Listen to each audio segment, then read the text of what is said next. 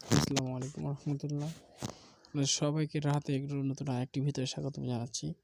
So আজকে আপনাদের মাঝে দেখাতে চলেছি যে আমাদের দেশি মুরগি দিয়ে হাঁসের ডিম কুচাই দেবো আর কি। সো সে কাজটা আজকে আমরা পরিচালনা করতেছি। আমাদের এখানে মোট 12টা ডিম আছে, হাঁসের ডিম। সেটা আমরা মুরগিকে কুচাই দেব, আপনারা দেখতে পাচ্ছেন। আর এগুলো ডিম আমরা সংরক্ষণ করেছিলাম ফ্রিজে কিছুদিন হলো, যাতে নষ্ট না হয়। আমরা প্রায় ফ্রিজে ডিম রেখে তারপর কুচাই দেই, তাহলে একটু পার্সেন্টেজটা অনেক ভালো পাওয়া যায়।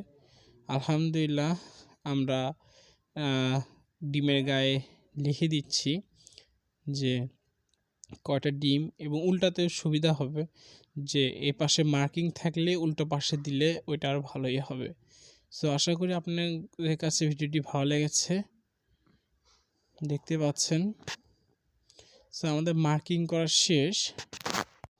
রাত্রেবেলা ভিডিও কোয়ালিটি অনেকটা ভালো না হতে পারে, তবুও যতটুকু পেরেছি আপনাদের সামনে উপস্থাপন করার চেষ্টা করেছি। আর আমরা এই যে মুরগিটি দেখতেছেন, দেশি মুরগি, এটাকে আমরা কুচাই দিব। ওই যে এখনও ও পুরো ডিম ঢাকিয়ে নেবে।